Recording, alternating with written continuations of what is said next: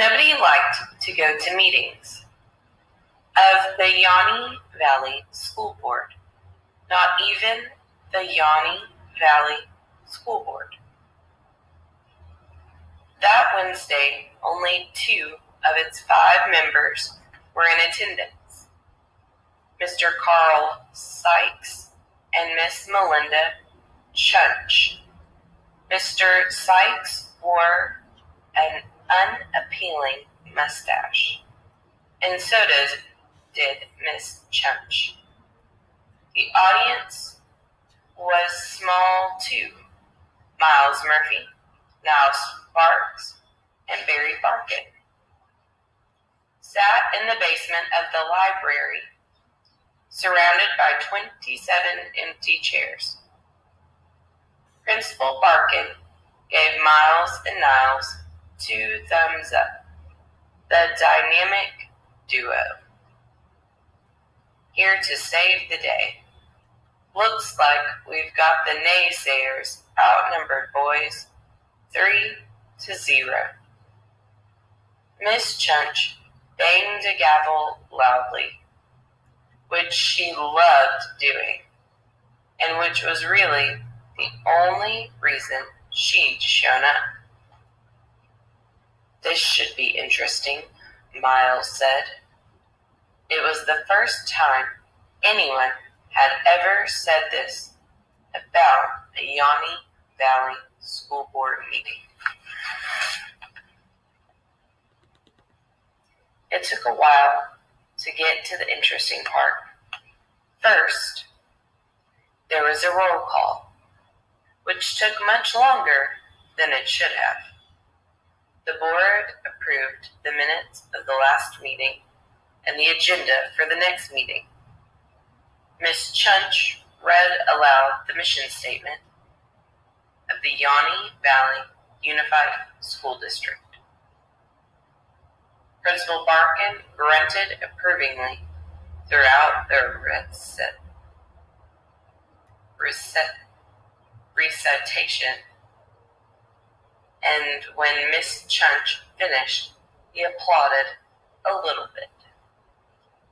Then came votes on whether to approve the new recess restriction policy. To a yes. The supplemental service memorandum of understanding, to a yes. And a contract to refinish the floors of the gym at Yawny Valley Science and Letters Academy, to yes.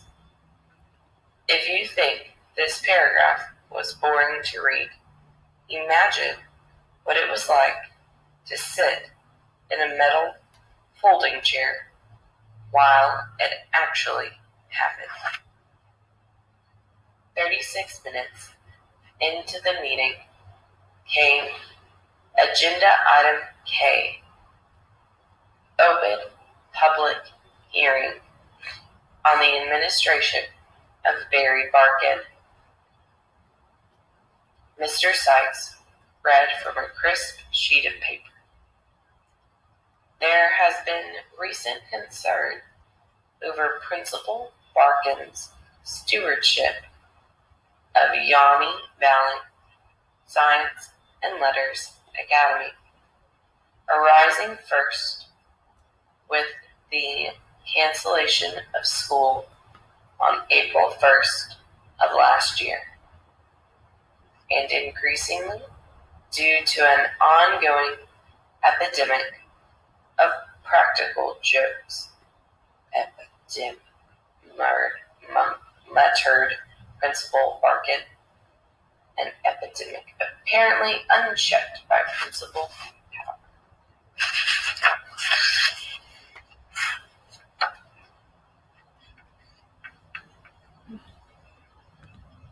This meeting invites members of the community to speak about the Barkin administration. The floor is now open, and Miss Chunch, banging the gavel. You didn't need to bang the gavel for that, Melinda, said Mr. Sykes. Chairwoman Chunch said. Miss Chunch. Acting chairwoman, said Mr. Sykes. Only because Jeff isn't here. Which, according to the bylaw 34D, makes me chair. I can bang the gavel at my discretion. You bang the gavel willy-nilly, said Mr. Sykes. It loses all meaning. Miss Chunch looked right at Mr. Sykes and banged her gavel some more. That's just great, said Mr. Sykes. Why don't you show some restraint? You're just jealous of my gavel, said Miss Chunch. Mr. Sykes didn't really have anything to say to that. Miss Chunch cleared her throat, banged the gavel again. The floor is now open. Citizens of Yawny Valley are invited to approach the microphone. Miles was the first to speak. He walked up to a microphone stand that stood a few feet in front of the table where the school board sat.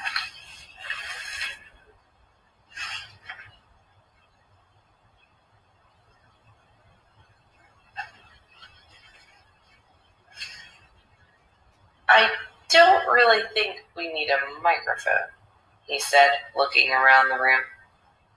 We always use microphones, said Miss Chunch into her microphone. Bylaw 17T. Okay, said Miles. Took out a sheet of binder paper. My name is Miles Murphy. The speaker squeaked hideously. There's something wrong with this microphone, said Mr. Sykes. Gus, could you bring us a new microphone? Gus, who worked at the county library most nights, hurried in with a new microphone, began fiddling with cords. I really think I can do this without it, Miles said.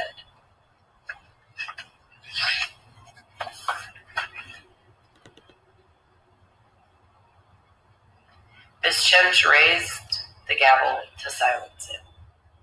Testing, testing, Gus said into the microphone. 77 years ago, a screaming comes across the sky. Such were the joys when we all, girls and boys, in our youth time, were seen on the echoing green. He gave the table the okay. This one should work, folks.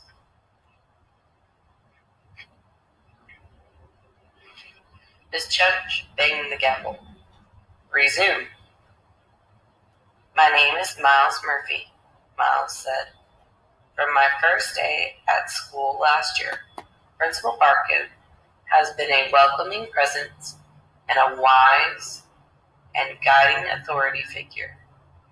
He learned my name right away and was a friendly face while I became accustomed to my new school. Principal Barkin believes in my potential and makes sure I achieve my best. And he introduced me to my best friend. Only the first and last sentence of the speech were true, but that was fine. Miss Chunch smiled. Thank you, Miles. Thank you, Miles said. He took his seat. Principal Barkin leaned over and whispered, a little short, Miles, and light in terms of content related to my principal power, but although, altogether, not too bad. Now Sparks was next to set up. Lady and gentlemen of the school board, I am here today to tell you about my hero. A great man, a powerful man, a principal. Principal Barkin. Here we go, Barkin said, pumping his fist a little. Now Sparks praised the leadership of Principal Barkin in a 7-minute presentation, enhanced by visual aids intended to supplement the school board's understanding, charts, photographs, and even a diorama.